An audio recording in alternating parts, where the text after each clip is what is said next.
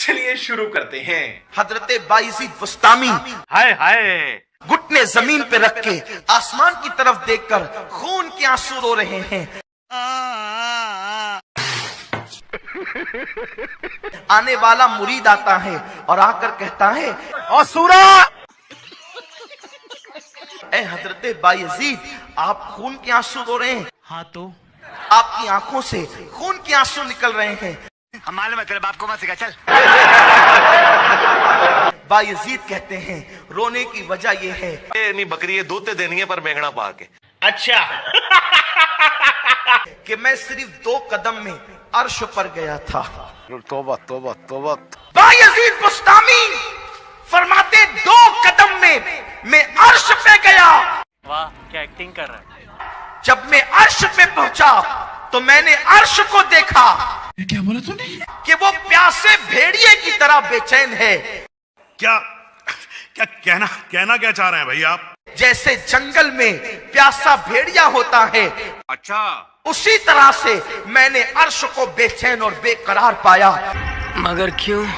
کہ وہ پیاسے بھیڑیے کی طرح بے چین اور بے قرار ہے۔ اس وقت میں نے پوچھا بیوی کا دودھ پی سکتے ہیں؟ اے عرش، تیری بے قراری کی وجہ کیا ہے؟ مجھے نہیں معلوم، تیری بے چینی کی وجہ کیا ہے؟ مجھے نہیں معلوم، تو کیوں بے چین اور بے قرار ہے؟ مجھے نہیں معلوم۔ تو عرش کا جواب سنو۔ عرش کہتا ہے تینوں وچ کس نے چمچا بنایا کڑچیا؟ اے بایزید، بے چینی اس بات پر ہے کہ میں خدا کو ڈھونڈ رہا ہوں، میں خدا کو تلاش رہا ہوں، میں اللہ کو تلاش کرتا ہوں۔ یہ چھوڑ رہے ہیں ہم لپیٹ رہے ہیں۔ بایزید کہتے ہیں خدا کو ڈھونڈتے ڈھونڈتے تو میں یہاں چلا آیا کیا بات کر رہے بابا؟ اور تو بھی اسی کو ڈھونڈ رہا ہے، جبکہ ہمیں تو پتا یہ دیا ایمان نے استوا کیا جیسا کہ اس کی شان ہے ہاں واقعی واقعی۔ عرش پر استوا کرنا تو ہمیں پتا دے رہا ہے کہ وہ عرش پر ہے کیا جی؟ او یار چھڑ دے بھائی، کہانی لگ رہا اگے چلو۔ جیسا کہ اس کی شان ہے۔ تو جب عرش کہتا ہے، عرش نے سنا کہ بایزید کہتے ہیں تو کہانیاں کرا رہے ہیں، آپ کو بھی پتا ہے کہ یہ پریکٹیکلی پاسبل نہیں ہے۔ کہ اللہ نے جواب دیا، پتا بتایا، الرحمن علی العرش استوا، کہ رحمان نے عرش پہ استوا کیا جیسا کہ اس کی شان ہے۔ ہم معلوم ہے تیرے باپ کو مت سکھا، چل۔ یہ پتا معلوم کر کے ہم عرش پہ آ گئے کہ چلو خدا کو ڈھونڈ لیں گے عرش پر، خدا کو پا لیں گے عرش پر۔ بات تو صحیح ہے۔ لیکن جیسے میں بے چین ہوں، عرش تو بھی بے چین ہے، تو بھی بے قرار ہے، ہاں نا؟ تو عرش کہتا ہے اللہ اکبر۔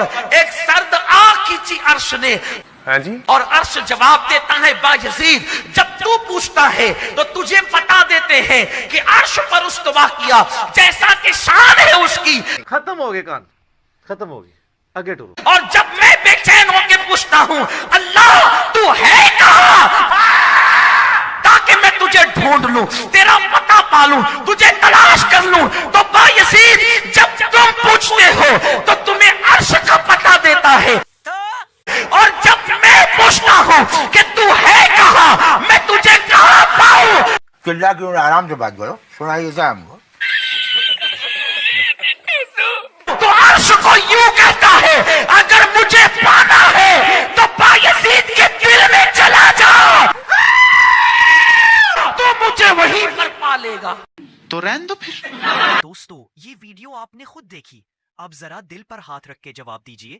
میرا پہلا سوال یہ ہے، کہاں ہے وہ مفتی سمار آباد قادری صاحب جو انجینئر محمد علی مرزا کی ہر بات پر بھونکنے آ جاتے ہیں، جو معمولی بات کو پکڑتے آسمان سر پر اٹھا لیتے ہیں؟ اب یہ مولانا صاحب جو کہانی سنا رہے ہیں کہ بابا جی عرش پر چلے گئے، عرش باتیں کر رہا ہے، اللہ کہہ رہا ہے عرش کو کہ تو اس کے دل میں چلا جا، یہ سب سن کر ان مولویوں کی زبان کیوں بند ہے؟ کیا یہ کھلی گمراہی نہیں؟ کیا یہ اللہ کی شان میں گستاخی نہیں؟ کیا انجینئر صاحب صرف اس لیے غلط ہیں کہ وہ دلیل سے بات کرتے ہیں؟ وہ ہر بات پر قرآن و حدیث سے دلیل دیتے ہیں، بغیر کہانیوں، بغیر جھوٹے خوابوں، بغیر بابوں کے ڈھکوسلے کے۔ تو پھر اعتراض کس بات پر ہے کہ وہ آپ کی خود ساختہ روایتوں پر سوال اٹھا دیتا ہے؟ کیا حق بات کہنا جرم ہے؟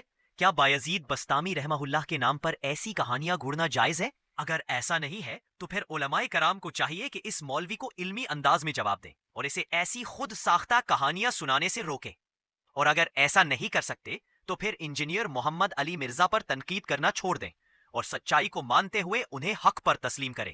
بابا فرید رحمۃ اللہ تعالیٰ آپ فرماتے ہیں کہ میں جو ہے نا میں مجاہدہ کر رہا تھا، ریاضت کر رہا تھا تو اللہ کا قرب پانے کے لیے، تو آپ فرماتے ہیں ایک دن مجھے پیاس لگی، تو آپ فرماتے ہیں کہ پیاس لگی تو میں نے اپنے نفس کو مخاطب کر کے کہا کوئی نہیں، پانی چڑھنی ہے، صبر کرنا ہے، لیکن آپ فرماتے ہیں آہستہ آہستہ پیاس نے اتنی شدت اختیار کی کہ میں عاجز ہو گیا، نڈھال ہو گیا۔ میں نے کہا نہیں فرید پانی تو پینا ہی پڑے گا۔ کہتے ہیں ایک کنواں نظر آیا، اب کنویں کے اوپر چرخی نہیں لگی تھی، رسی بھی نہیں تھا، ڈول بھی نہیں تھا۔ آپ فرماتے ہیں میں کنویں کے پاس بیٹھ گیا، ذکر الہی کرنے لگ پڑا۔ فرماتے کیا دیکھا، یا کہ جنگلی ارنوں کا ایک جوڑا آیا کنویں پہ۔ کہتے جیسے میں نے آ کے جھانکا تھا نا تو میرے جھانکنے سے تو کچھ نہیں ہوا، لیکن آپ فرماتے جب انہوں نے جھانکا نا کنویں میں تو کنویں کا پانی اوپر آ گیا، ہرنوں نے پانی پیا، پانی پی کے چلے گئے۔ اب آپ فرماتے پانی اوپر ہی تھا، تو میں نے کہا چل فرید پانی آیا نہیں، پانی ہے تو ہی ہے نا، چل تو ہی پی لے چل کے۔ آپ فرماتے جب میں پانی پینے کے لیے گیا تو پانی پھر نیچے اتر گیا۔ کہتے میری حیرانگی میں اضافہ ہوا۔ کہتے میں نے اللہ کی بارگاہ میں عرض کی، یا اللہ میں آیا تو پانی اوپر نہیں آیا، ہرن آئے تو پانی اوپر آ گیا، اب پانی اوپر ہی تھا، میں پینے کے لیے آیا تو پانی پھر نیچے چلا گیا، تو یہ کیا معاملہ ہے؟ تو پھر جواب کیا آیا فرید، تو پھر جواب کیا آیا فرید، تو رسی تے ڈول دے آسرے تے آیا تھا، وہ ہرن ہمارے آسرے پہ آئے تھے، اور فرید جس دن تو بھی ہمارے آسرے پر آئے گا ہم تیرے لیے بھی پانی اوپر بھیجیں گے۔ وما کان اللہ لیطلعکم علی الغیب، اللہ کی یہ شان نہیں ہے کہ ہر ایک شخص کے اوپر غیب کی بات کو منکشف کر دے یا اطلاع دے دے، ولکن اللہ یجتبی من رسلہ من یشاء، لیکن اللہ تعالی چن لیتا ہے اپنے رسولوں میں سے جسے چاہتا ہے۔ فآمنوا باللہ ورسولہ، پس تمہارا کام اتنا ہی ہے کہ اللہ اور اس کے رسول کے اوپر ایمان لاؤ، یعنی اللہ اور اس کے رسول جو تمہیں غیبی خبریں دیں، تمہارا کام ایمان لانا ہے۔ تمہاری یہ ڈیمانڈ درست نہیں ہے کہ ہر شخص کے اوپر اللہ تعالیٰ وحی نازل کرے، یہ اللہ نے طے کر لیا اپنی ڈیسٹنی میں کہ اپنے پیغمبروں پر وحی کا سلسلہ کرے گا، ان کے ذریعے آگے معاملات کو لے کے چلے گا۔ کوئی علم غیب کی خبر ماننا یہ ختم نبوت کے اوپر ڈاکہ ہے، سوائے ایک ایکسیپشن کے جو بخاری اور مسلم دونوں میں آیا ہے کہ میری وفات کے بعد، صحیح بخاری میں آیا ہے، میری وفات کے بعد نبوت کی خبروں میں سے اب صرف مبشرات باقی رہ گئے ہیں۔ اور صحابہ نے پوچھا مبشرات کیا ہیں، تو آپ نے فرمایا کہ نیک خواب۔ دوسرا ریفرنس خطبہ نمبر 232 ہے، جب نبی صلی اللہ علیہ وآلہ وسلم کو غسل دے رہے تھے آپ کی وفات کے بعد مولا علی علیہ السلام، تو آپ کو غسل اور کفن دیتے وقت جو خطبہ دیا مولا علی نے وہ نقل ہوا ہے۔ یا رسول اللہ میرے ماں باپ آپ پر قربان ہو، آپ کی رحلت فرما جانے سے نبوت، خدائی احکام اور آسمانی خبروں کا سلسلہ منقطع ہو گیا جو کسی اور نبی کے انتقال سے قطع نہیں ہوا تھا۔ نہیں جی، یہ ہے ختم نبوت کا عقیدہ۔ انہوں نے کہا کہ آپ کا دنیا سے جانا نبوت کو ہمیشہ کے لیے ختم کر گیا، خدائی احکام ختم، آسمانی خبریں ختم، بابے ختم۔ ہاں یہ سارے ڈرامہ بازی انہوں نے اسی چیز دینا، اور ڈائریکٹ اللہ نال رابطہ ہے جی، نہ سمجھ لو اللہ نال تہاڈا رابطہ ہے، تہاڈا کی لینا دینا اسلام نال؟